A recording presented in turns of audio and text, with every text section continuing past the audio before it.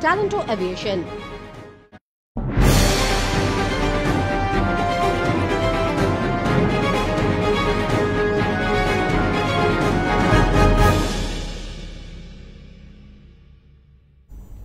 নমস্কার, আরোই নিউজে আপনাদের স্বাগত জানাই। নিউজ এই মুহূর্তে নিয়ে আপনাদের সঙ্গে আমি সৌরভ। 2021 জুন মাস পর্যন্ত রাজ্যের মানুষকে বিনামূল্যে রেশন পরিষেবা পৌঁছে দেবে রাজ্য সরকার এবং পাশাপাশি বাঁকুড়ার খাতড়ার জনসভা থেকে মুখ্যমন্ত্রী আজ ঘোষণা করলেন যে দুয়ারে দুয়ারে সরকার, প্রত্যেকের কাছে পরিষেবা পৌঁছে দেওয়া হবে। বাঁকুড়ার খাতড়ায় প্রশাসনিক পরিষেবা প্রদান মঞ্চ থেকে মমতা বন্দ্যোপাধ্যায় আজ ঘোষণা করেন এবং পাশাপাশি আজ তিনি খাতড়ায় সিধু কানু স্টেডিয়ামে সরকারি পরিষেবা প্রদান করেন। 16টি প্রকল্পের শিলান্যাস করা হয় এবং 16টি প্রকল্পের উদ্বোধন করা হয়, যার মোট আর্থিক মূল্য 353 কোটি টাকা। 1200 উপভোক্তাকে বিভিন্ন প্রকল্পের সুবিধা প্রদান করেন মুখ্যমন্ত্রী। আগামীকাল অর্থাৎ মঙ্গলবার বাঁকুড়ায় রবীন্দ্র ভবন থেকে জেলার নেতা, মন্ত্রী, সাংসদ, বিধায়ক, জেলা ব্লক স্তরের নেতাদের সঙ্গেও প্রশাসনিক বৈঠক রয়েছে মুখ্যমন্ত্রী।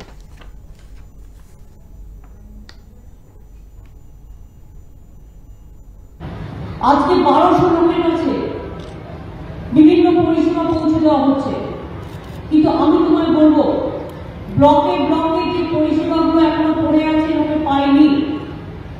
আগামী 1 ডিসেম্বর থেকে আর গান্ধীজি তিরোধান দিবস 30 জানুয়ারি পর্যন্ত দুয়ারে দুয়ারে পশ্চিমবঙ্গ সরকার মানুষের কাছে থাকবে। দুয়ারে দুয়ারে সরকার। তো বললো দিদি, আমরা না ওই কাজ করতাম স্বাক্ষর ভারত ক্লাব হিসেবে 2015 সাল। তারপরে সেন্ট্রাল গভর্নমেন্টের স্কিমটাও বন্ধ হয়ে গেছে, আমাদের কাজ চলে গেছে। আমি বললাম এরকম লক্ষ লক্ষ করে রেখে দিয়েছে, যার জন্য আমাকে যখনই আমার গভর্নমেন্ট বলে সেক্রেটারিয়াল এই একটা স্কিম আসছে নিয়ে নেওয়া হয়, সেই টাকা একটা পার্সেন্টেজ কেন্দ্র রাজ্যকে দেয়, দয়া করে দেয় না, আমাদের ভাগ থেকে আমরা পাই, সেটাও দেয় না ঠিক মতো।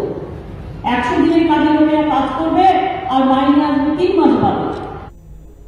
আগামীকাল করোনা পরিস্থিতি ও ভ্যাকসিন নিয়ে মোদি মমতা বৈঠক। বাঁকুড়া থেকেই বৈঠক করবেন মমতা বন্দ্যোপাধ্যায়, প্রধানমন্ত্রীর সঙ্গে ভার্চুয়ালি এই বৈঠক হবে এবং পাশাপাশি এই বৈঠক হবে দুটি পর্যায়ে। কোভিড পরিস্থিতিতে যে রাজ্যগুলিতে অবস্থা খারাপ, প্রথম পর্যায়ে সেই রাজ্যগুলির মুখ্যমন্ত্রীদের সঙ্গে বৈঠক করবেন প্রধানমন্ত্রী এবং এরপর দ্বিতীয় পর্যায়ে সব রাজ্যের মুখ্যমন্ত্রীদের সঙ্গে প্রধানমন্ত্রীর বৈঠক হবে। টিকা মজুত ও বন্টনের পরিকাঠামো নিয়ে মমতা বন্দ্যোপাধ্যায় বাঁকুড়া থেকে এই বৈঠকে যোগ দেবেন। আগামীকাল মঙ্গলবার দুপুর 2:30টার সময় বাঁকুড়ার প্রশাসনিক বৈঠক রয়েছে মুখ্যমন্ত্রীর, সেই কারণে তার আগে সকাল 10টা থেকে প্রধানমন্ত্রীর সঙ্গে বৈঠকে যোগ দেবেন মমতা বন্দ্যোপাধ্যায়।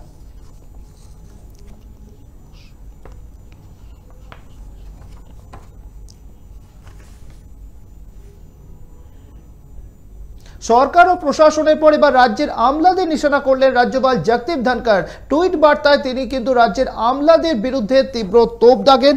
আজ সকালে নিজের টুইটারে আমলাদের বিরুদ্ধে তোপ দাগে তিনি লিখেছেন যে রাজ্যের সরকারি আমলাদের সম্পত্তি বাড়ছে এবং তারা দুর্নীতিতে জড়াচ্ছেন, তা যথেষ্ট উদ্বেগজনক। দুর্নীতি নামক শিল্পকে রুখতে না পারায় যে প্রশাসনিক ব্যর্থতা, সেটাই এখন শহরের আলোচ্য বিষয়, সেটাই সরকারের মুখ পোড়াচ্ছে বলে তাঁর মন্তব্য। টুইটে জগদীপ ধনখড় আরও লিখেছেন, দুর্নীতির আতুর ঘরকে ভেঙে দিয়ে গণতন্ত্রকে রক্ষা করতে হবে। দুর্নীতির পিংপিনদের গ্রেফতার করে আইনানুগ বিচার ব্যবস্থাকে জোরদার করতে হবে। ধনখড়ের মতে দুর্নীতিগ্রস্তরাই যদি সৎ মানুষদের পিছনে ফেলে এগিয়ে যায়, সেটা হবে গণতন্ত্রের পক্ষে বিপজ্জনক।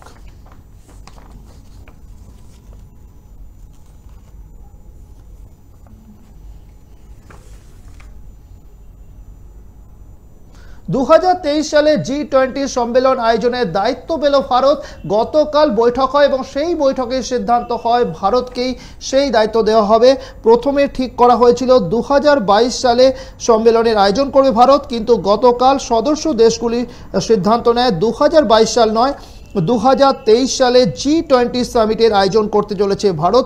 প্রসঙ্গত সদস্য দেশগুলির আলোচনা ও পরামর্শের ভিত্তিতে রোটেশন ভিত্তিতে সভাপতিত্বের বিষয়টি নির্ধারণ করা হয়। G20 সম্মেলন উপলক্ষে বিশ্বের প্রায় 20টি অর্থনৈতিকভাবে শক্তিশালী দেশ 2 দিনে আলোচনায় বসেছিল। কনফারেন্সের পর ঘোষণাপত্রে বলা হয় 2021 সালে ইতালি, 2022 সালে ইন্দোনেশিয়া, 2023 সালে ভারত এবং 2024 সালে এই G20 সম্মেলন আয়োজিত হবে ব্রাজিলে।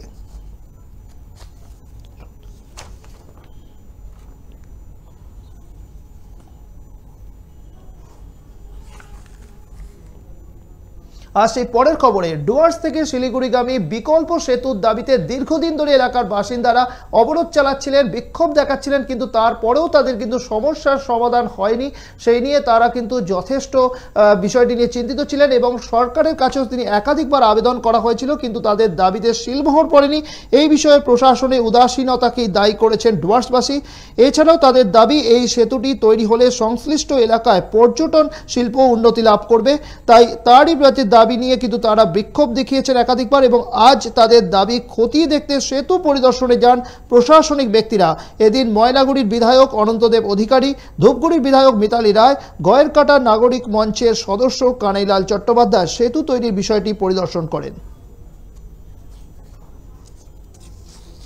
ব্রিজের মুখ পর্যন্ত তৈরি হয়েই আছে। আর এখানে আপনারা এখন যেটা দেখছেন যে আমাদের একদম এখানকার যে স্পার একটা রয়েছে, সেই স্পার থেকে বরাবর এখানে আসছে।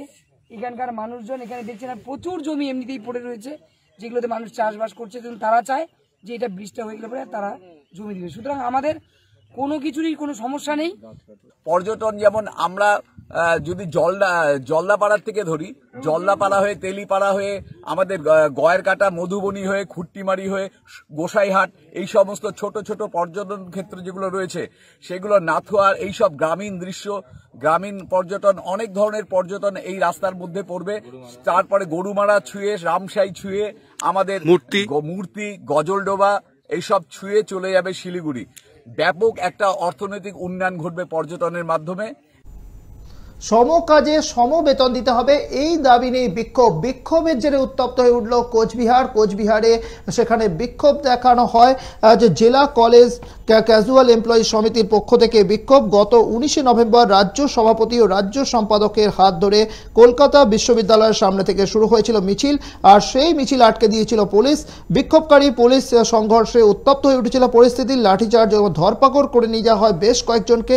কোচবিহার জেলা কলেজ ক্যাজুয়াল এমপ্লয়িজ সমিতির সাধারণ সদস্য আলী হোসেন বলেন, কলকাতায় আমাদের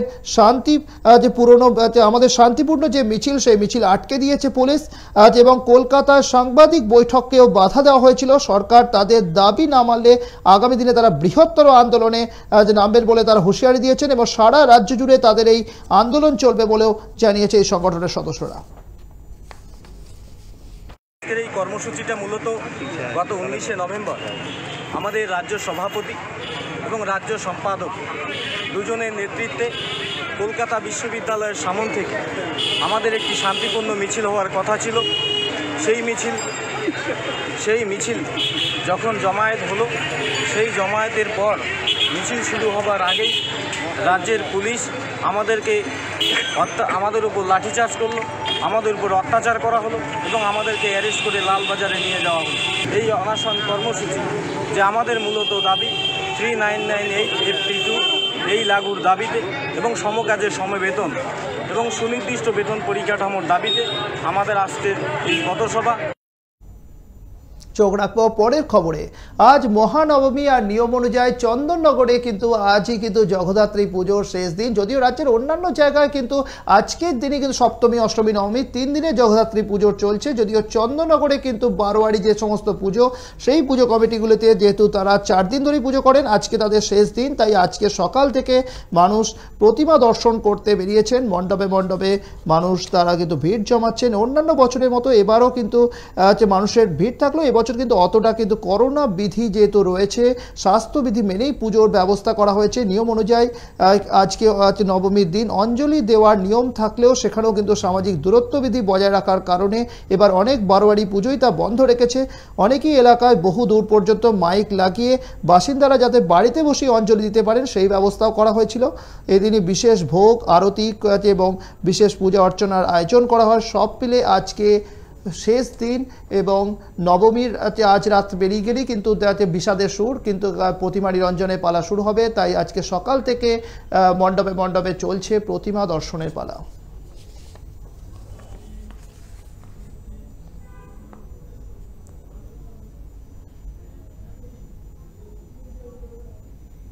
জগদ্ধাত্রী পুজোতেও কিন্তু বেশ কিছু জায়গায় কুমারী পুজোর আয়োজন করা হয়। যেমনভাবে দুর্গা পুজোয় অষ্টমীর দিনে যেমন কুমারী পুজোর আয়োজন করা হয়, ঠিক তেমনভাবে ব্যতিক্রম হয় না জগদ্ধাত্রী পুজোতেও। জগদ্ধাত্রী মাকে কিন্তু কুমারীকে জগদ্ধাত্রী রূপে সেখানে পূজিতা হয়ে থাকেন কুমারী, এবং সেইভাবে কিন্তু আজও কিন্তু বেশ কিছু জায়গায় চন্দননগরে দেখা গেল বেশ কিছু বারোয়ারি থেকে শুরু করে বাড়ির বেশ কিছু পুজো মণ্ডপে সেখানে কুমারী পুজোর আয়োজন করা হয় এবং কুমারীকে সেখানে স্বয়ং দেবী জগদ্ধাত্রী রূপে সেখানে পূজিতা হচ্ছে এবং বিশেষ নিয়ম আচার মেনেই কিন্তু এই পুজো চলছে।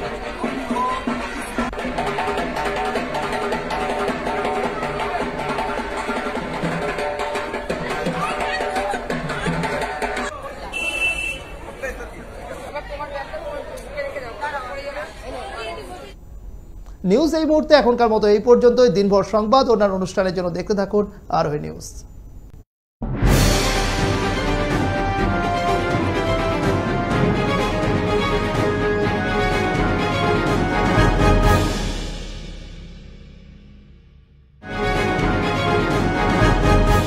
নিউজ এই মুহূর্তে নিবেদন করলেন ট্যালেন্টো এভিয়েশন।